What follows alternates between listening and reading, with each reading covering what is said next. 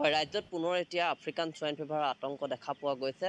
বৰপেটাত এই ৰোগৰ যি সংক্ৰমণ, সেই সংক্ৰমণ ধৰা পৰাৰ পাছতে অধিক সতৰ্ক হৈ পৰিছে কাজিৰঙা ৰাষ্ট্ৰীয় উদ্যান কৰ্তৃপক্ষ। সমান্তৰালকৈ কাজিৰঙাৰ যি ৰাজ্যিক পশু চিকিৎসালয় কহৰাৰ, সেই পশু চিকিৎসালয়ৰ চিকিৎসক কৰ্মচাৰীসকলো ইতিমধ্যে সম্পূৰ্ণৰূপে সাজু হৈছে, সতৰ্ক হৈছে আৰু এই মুহূৰ্তত চিকিৎসক আছে। মই প্ৰথমতে আপোনাৰ ওচৰলৈ আহিছোঁ। প্ৰথম আমি জানিব বিচাৰিম যে এই যিটো ৰোগ, এই ৰোগটো প্ৰকৃততে কি আৰু ইতিমধ্যে বিভিন্নজনে ক'ব বিচাৰিছে যে মানুহলৈও বিয়পিব নেকি বা কি ক'ব বিচাৰিব? কেনেধৰণে সতৰ্ক আপোনালোক? প্ৰথম কথাটো হ'ল এই ৰোগটো অকল আমাৰ যিখিনি স্ৱাইন ব্ৰীড হয়, মানে গাহৰিৰ মাজতে সীমাবদ্ধ হয়। নামটোৱে হ'ল স্ৱাইন ফিভাৰ। ইয়াৰ দুটা প্ৰকাৰ আছে স্ৱাইন ফিভাৰ। এটা হ'ল আফ্ৰিকান স্ৱাইন ফিভাৰ, এটা হ'ল ক্লাছিকেল স্ৱাইন ফিভাৰ।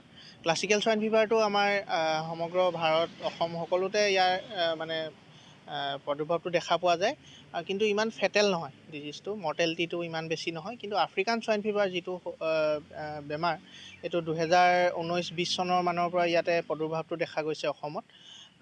প্ৰথম অৱস্থাত অৰুণাচলৰ ছাইডে হৈছিলে, দেন লখিমপুৰ ছাইডে ডিব্ৰুগড়ৰ ফালে হৈ পেলাই আৰু আমাৰ গোলাঘাট ডিষ্ট্ৰিক্টতো 2019-20 চনত ইয়াৰ যথেষ্টখিনি সংক্ৰমণ দেখা পোৱা গৈছিলে। তো মাজতে কেইবছৰমান নাছিলে। তো এইবছৰ এতিয়া আমি আমাৰ ডিপাৰ্টমেণ্টৰ ফালৰ পৰা আমি খবৰ পোৱা মতে বৰপেটা জিলাত ইয়াৰ প্ৰাদুৰ্ভাৱ হৈছে। আৰু ইয়াৰ চবতকৈ ভয়ানক কথাটো হ'ল যে আফ্ৰিকান স্ৱাইন ফিভাৰ বেমাৰটো হ'লে ইয়াৰ মৰ্টেলিটিটো প্ৰায় 100%, 100% নিশ্চিত ইয়াৰ মৃত্যু হ'ব পাৰে গাহৰিবিলাকৰ। সেইকাৰণে আৰু ডাঙৰ কথাটো হ'ল যে ইয়াৰ কোনো প্ৰতিৰোধক ভেকচিন নাই এতিয়ালৈকে, আৰু চিকিৎসা কৰিলেও ইয়াৰ মৃত্যু হাৰটো যথেষ্ট বেছিয়ে হৈ থাকে। আৰু আমাৰ কাজিৰঙা ৰাষ্ট্ৰীয় উদ্যানৰ লগত যিহেতু আমাৰ এই এলেকাটো সংলগ্ন হৈ আছে, ইয়াৰ গাঁওবিলাক যিহেতু ইয়াৰ দাঁতি কাষৰীয়া গাঁও, এটা বেলেগ ছাইডৰ আমাৰ কনচাৰ্ণ আছে কি কাজিৰঙাত যিহেতু যথেষ্টখিনি আমাৰ বনৰীয়া গাহৰিৰ আমাৰ পপুলেশ্যন আছে। চ' আমাৰ ডমেষ্টিক যিখিনি ঘৰচীয়া গাহৰি, সেইবিলাকৰ পৰা বনৰীয়া গাহৰিলৈ সংক্ৰমণ হ'ব পাৰে আৰু হোৱাৰ নিশ্চিত এটা হেৰি আছে, চান্সেছ আছে। যিহেতু যিখিনি দাঁতি কাষৰীয়া গাঁও, আমি ইয়াতে যদি আমি কাজিৰঙাত চাওঁ, বৰবিল বুলি এখন মিচিং গাঁও আছে, মিচিং সকলে যথেষ্ট গাহৰি পোহে। তাৰোপৰিও আমাৰ যিখিনি ইয়াৰ দাঁতি কাষৰীয়া মহপৰা অঞ্চলটো আছে, লুখুৰাখনীয়া আছে, সকলো মানুহে গাহৰি পোহে, গাহৰি পপুলেশ্যন আছে আৰু একদম লগতে আমাৰ কাজিৰঙা নেশ্যনেল পাৰ্ক লাগি আছে।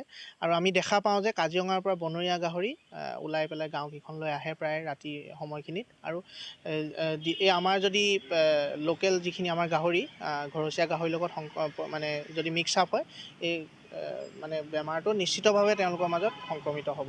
ৰাইজৰ প্ৰতি কি অনুৰোধ জনাব, যিহেতু গেজিং অঞ্চলত প্ৰায় আমি দেখা পাওঁ ঘৰচীয়া বনৰীয়া গাহৰি একেলগে ঘূৰি ফুৰা? হয়, ৰাইজৰ প্ৰতি মই এটাই অনুৰোধ জনাম, এতিয়ালৈকে আমাৰ প্ৰাদুৰ্ভাৱ নাই।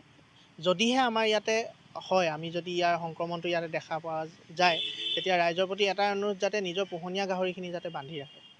ঠিক কথাটো আমাৰ কৰোণাৰ সময়ত যিখিনি আমি প্ৰিকশ্যনছ লৈছিলোঁ, ঠিক তেনেকুৱাই আমি গাহৰি লকডাউন বুলি ক'ব লাগিব।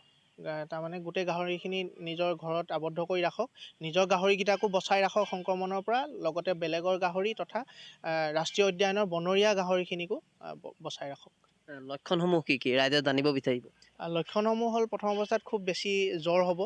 জ্বৰ হৈ পেলাই গাত ৰঙা ৰঙাকৈ কিছুমান স্পট দেখা পোৱা যাব। সেইখিনি একচুৱেলি হিমৰেজ হয়, ব্লাড ভেচেলছবিলাক ফাটি যায় বেছিকৈ টেম্পাৰেচাৰ হোৱাৰ কাৰণে। আৰু খোৱা বোৱাবিলাক কমি যাব, কৰি পেলাই আপোনাৰ 24-ৰ পৰা 48 ঘণ্টাৰ ভিতৰত মৃত্যু হৈ যাব। ৰাইজ যথেষ্ট সজাগ হ'ব লাগিব কিন্তু। যথেষ্ট সজাগ হ'ব লাগিব, আৰু যাতে বাহিৰৰ পৰা দানা যাতে ক্ৰয় নকৰে, সেইটো এটা প্ৰধান কাৰণ। এতিয়া বাহিৰৰ পৰা অনা যিবিলাক দানা, যিহেতু এটা ভাইৰাছৰ পৰা হয়, ভাইৰাছ যিকোনো এটা ফৰ্মত আহিব পাৰে।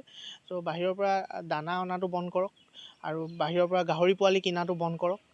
আৰু গাহৰি নিজৰ গাঁওখনৰ মাজতে বেলেগৰ গাহৰিৰ লগত সংস্পৰ্শলৈ অহাটো বন্ধ কৰি দিয়ক গাহৰিখিনি।